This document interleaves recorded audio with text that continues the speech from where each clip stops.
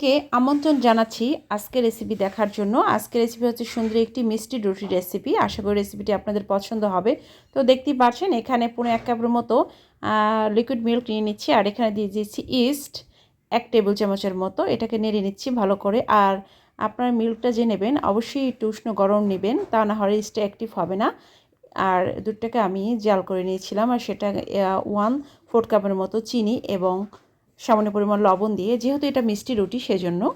তো এখানে দিয়ে দিচ্ছি 2 কাপের মতো আটা। এখানে আপনার ময়দা দিয়েও কিন্তু এই রেসিপিটা বানিয়ে নিতে পারেন। আর এখানে দিয়ে দিচ্ছি ডিমটাকে ভালো করে দিয়ে এখানে সুন্দর করে মাখিয়ে নিতে হবে। তারপরে একটু ডো তৈরি করে নিতে হবে, অনেক সফট ডো হবে। তো আস্তে আস্তে করে এভাবে করে মাখিয়ে নিব। তো দেখতেই পাচ্ছেন, তো সুন্দর করে একটি সফট ডো বানিয়ে নিলে সুন্দর একটি রুটি হয়ে যায়, বান হয়ে যায়, সুন্দর একটি রুটি হয়ে যায়, দেখতেই পাচ্ছেন। তো এখানে 2 টেবিল চামচের মতো তেল দিয়ে দিলাম, তাহলে আর হাতে লেগে আসবে না। তো ঢাকনা দিয়ে ঢেকে দিচ্ছি। 5 মিনিটের জন্য রেখে দিয়েছিলাম, দেখতেই পাচ্ছেন একটু ফুলে গেছে। তো এটা একটু তুলে নিয়ে নিচ্ছি। তো এভাবে করে একটু ময়দা ছিটিয়ে নিতে হবে, আর হাত দিয়ে একটু মথে একটু লম্বাটে করে এভাবে করে নেব। আর যেহেতু বেশি যদি লেগে আসে তাহলে সেহেতু আপনার হাতে একটু সামান্য পরিমাণ তেল মেখে নেবেন, তাহলে আর লেগে আসবে না। তো একটু লেচি কেটে নিচ্ছি। এখানে আপনার সাইজ অনুযায়ী নেবেন, কতটুকু সাইজ আপনি বানটা বানাতে চান সে তার উপর নির্ভর করে কিন্তু লেচি কেটে নেবেন। তো এভাবে করে গোল গোল করে এটাকে সুন্দর করে এভাবে করে বানিয়ে নিতে হবে। তো দেখতেই পাচ্ছেন এখানে আমার 5টি হয়েছে। পরবর্তীতে আরেকটা আমি এখানে ছোট ছোট অল্প অল্প করে নিয়ে 6টি করে নিয়েছিলাম। তো দেখতে পাচ্ছেন এরকমটা করে। তো এখানে প্রথমে একটি নিয়ে নিচ্ছি, বানিয়ে দেখাচ্ছি আপনাদের।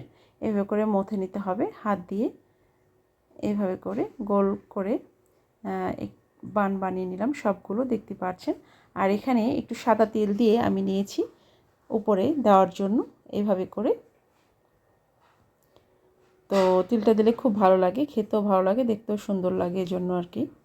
তো এখানে তেলে ভাজবো এটাকে, মিষ্টি বানটাকে। তো দেখতে পাচ্ছেন এখানে পর্যাপ্ত পরিমাণ তেল দিয়ে নিয়েছি, আর সামান্য সামান্য জাল দিয়ে, মানে সামান্য জাল দিতে হবে। এখানে বেশি তাপ দেওয়া যাবে না, সেক্ষেত্রে কিন্তু পুড়ে যাবে।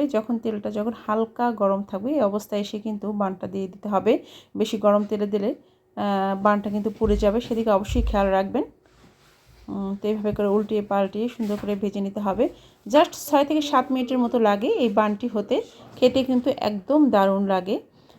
তো বাচ্চাদের টিফিনে এবং বড়দের চায়ের আড্ডা এটা সুন্দর একটি নাস্তা হয়ে যায় কিন্তু। তো অবশ্যই ট্রাই করতে পারেন। সামান্যটুকু তেল ঢোকে না এখানে। খুবই মজাদার একটি রেসিপি। অল্পতেই কিন্তু আমার সুন্দর একটি রেসিপি হয়ে যায়। তো দেখতেই পাচ্ছেন এটা একটু লালচে করে উঠিয়ে ভেজে নেব। তা উঠিয়ে নিয়েছি, দেখতে কিন্তু খুব সুন্দর লাগে। আর আপনাদের ভেঙে দেখাচ্ছি, এরকমটা হয়েছে। সবাই ভালো থাকবেন।